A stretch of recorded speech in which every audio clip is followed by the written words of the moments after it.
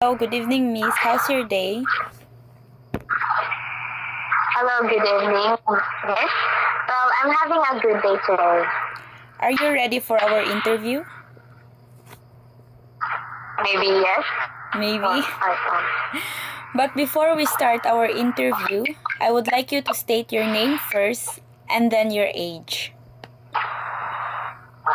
my name is Jane R. Davila and I'm 17 years old. Great. I am Christy Joanna Cañete and it is pleasing to meet you. Then let's start our interview. Describe your physical and mental self during your childhood years.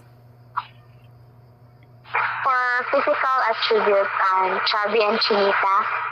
I can say that I'm mentally stable kay wala kay problema that time. Kauna jud og do ako Same. What about your childhood experiences?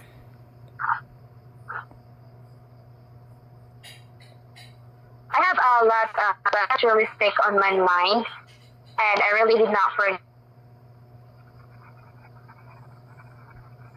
time na what we both during that time. Instead of one time we nagsige noon mig pangatawag kanta and then nasuko among mama ato ipaulit mi kay grounded me for 2 days.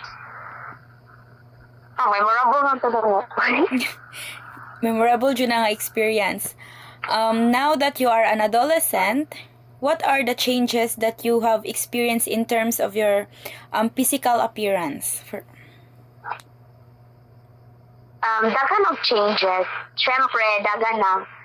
Kung sa una, I had freedom to do things like playing, kat-kat sa kahoy and all the childhood games. But now, there's a limit na kay lagi dalaga na ta. True. How about your mentality or intellectual capacity?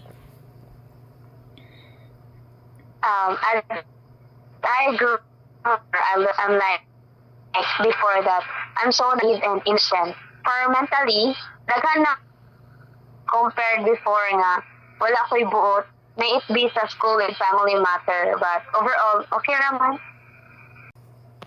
Before, I'm so playful, yagit, dugit, name it all. And now, I like to read books na and use my cell phone. Very, very smart. How about your emotions? Do you handle them well? Na hormonal changes, especially na I have my monthly period. I couldn't control my emotions, like I easily get irritated. And that's my cue that I will have my period na. How about your social relationships? Sa una, gamay ra kong friend. But now, daghan anlin ako. Ilumunstad ko sa una, karon tabian na gamay. Dili na ko mahati. I learned how to socialize already. Great, that's a very good start. How about your spiritual aspect?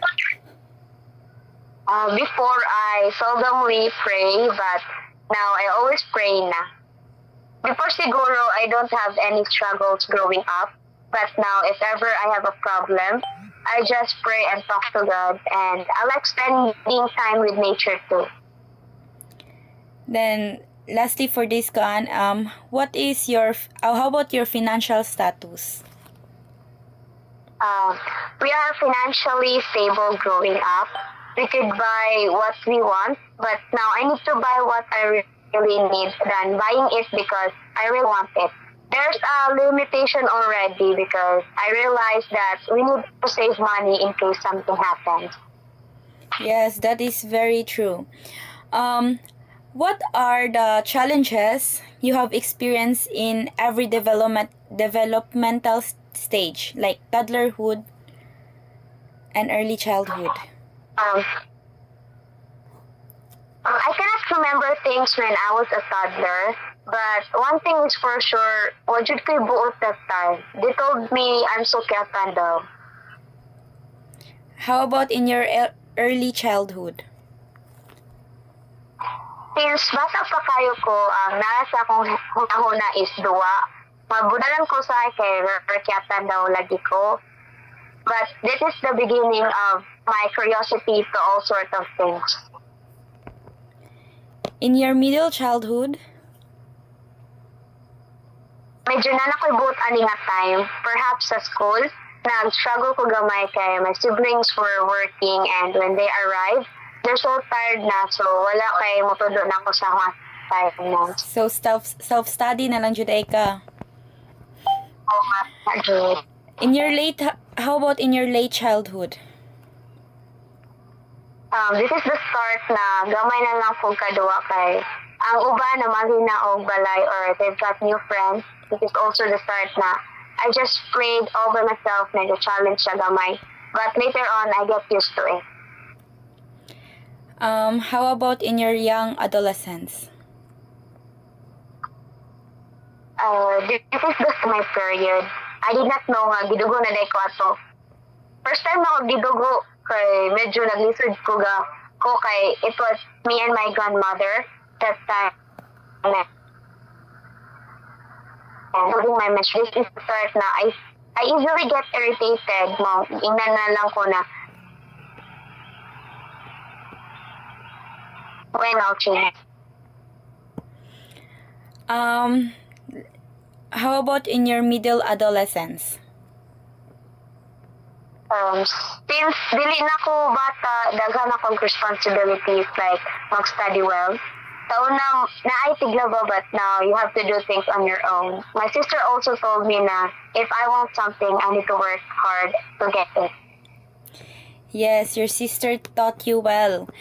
Let's proceed to the next question. How do you cope up with every challenge that you have? I just pray. Nothing lasts forever. If ever I have a problem in school, I just face it and hoping na masolve. I appreciate also that I'm being alone because it helps me to think clearly. That is a very good method. What is your main coping mechanism? Can you please elaborate your answer? First, if ever there's a challenge that comes into my life, I just accept it. I just pray that everything is going to be fine. I'll just look at the sunset and it will make me rechange again and face the challenge with clear mind. What about the ways of what are the ways of becoming a responsible adolescent for you?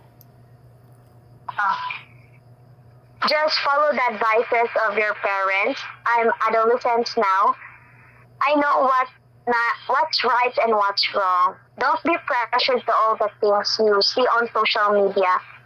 It's also good that I have a very supportive sister. I'm grateful that they're one into my life. Surround yourself with good and nice people. And also, becoming a responsible adolescent is a journey that involves continuous learning and growth. It's normal to make mistakes along the way, but what matters is the willingness to learn, adapt, and take responsibility for your actions. That is very good answer. How do you stay mentally healthy? Staying mentally healthy is an ongoing process that involves taking care of your emotional, psychological, and social well-being. I'm just lucky that I have a supportive family and friends whenever I have a problem to them. It's just so sad that some people couldn't sleep.